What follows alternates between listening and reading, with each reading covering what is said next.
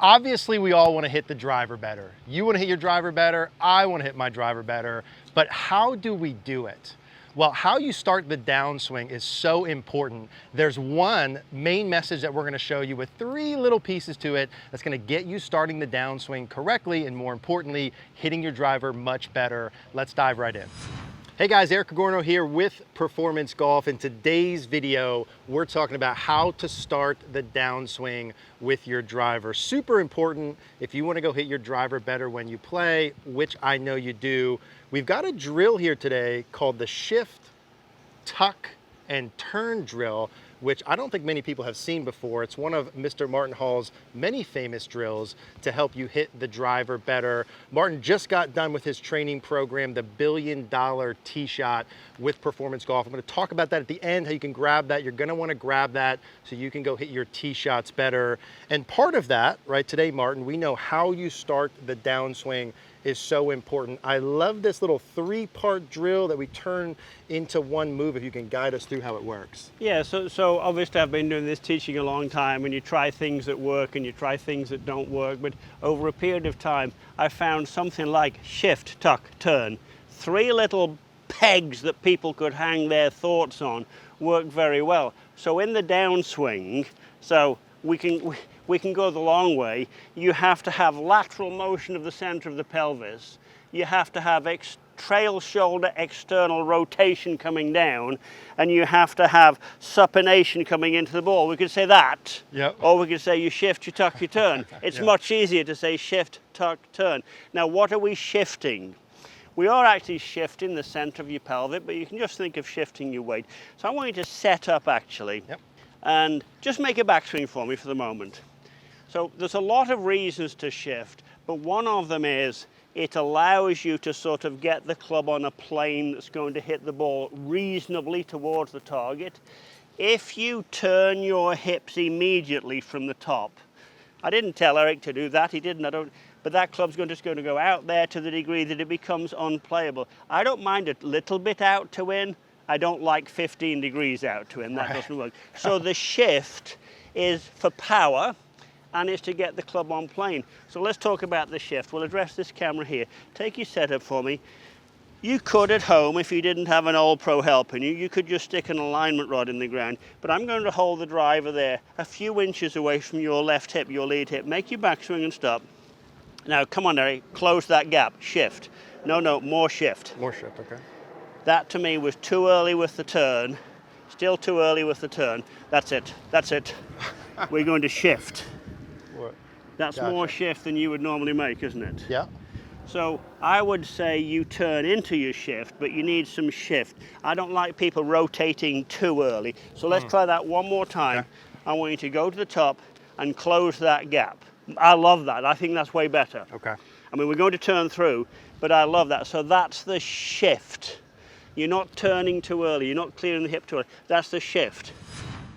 All right, guys, quick break from today's video. Look, if you want to make massive improvements with your game and actually get way better in 2025, you got to do something different than you've done before. And one of those things that I highly recommend is checking out these 2-day schools that my friends at Performance Golf are hosting. These are with the best coaches in the world, people you see me in videos with all the time, like Martin Chuck, Andrew Rice, Erica Lark, and many more of the top coaches at awesome places all around the United States. We're seeing great results with these schools because what we're able to do when we see you in person is really find and fix the main root issue. Most all of us have like 4 or 5 things wrong with our swing. You can't do them all at one time, but you can find and fix the main one thing, which we can do in person like that.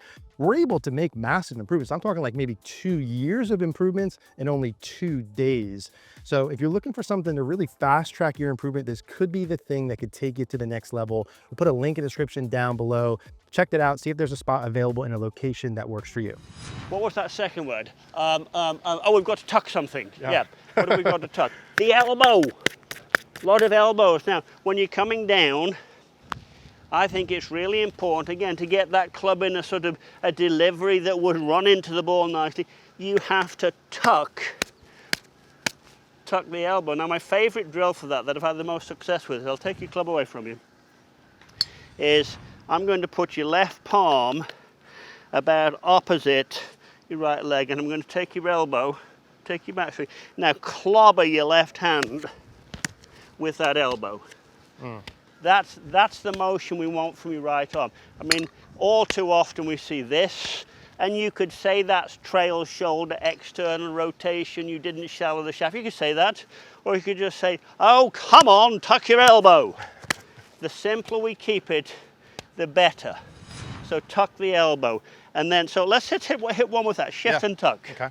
And then we're going to talk about the turn, and it probably won't be what you think. You're going to shift and tuck. That's great practice. Have you ever seen the player Justin Rose? Once or twice? Once or twice. He's fairly good, isn't he? Yeah. Just see how he practices his swing. He shifts and he tucks. He shifts and he doesn't actually hit the ball like that, but he's burying a feel into his sort of, his feelings of the motion that will make it almost impossible that he's just going to swipe right across the ball. Yep, okay. Shift and tuck, Shift and tuck, and then we've got to turn something. Shift and tuck.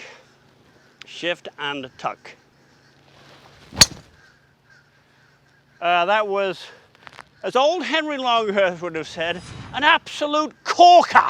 That was a cracker right there. That one. We take that. So, shift, tuck, and turn. Now, what shall we turn? Oh, there's an interesting thought. Shall we turn the hips? Shall we turn the chest? Shall we turn the feet? No.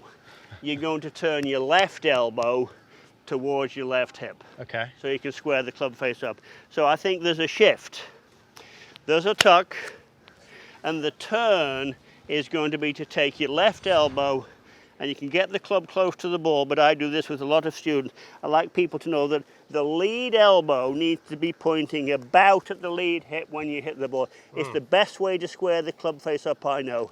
Having the lead elbow in the sky and trying to swirl the club around your hands. Good luck with that. So I'm turning. So the shift, the tuck, and the turn. Tuck and the turn. Shift is you close this gap. Tuck is you take your right elbow to my hand.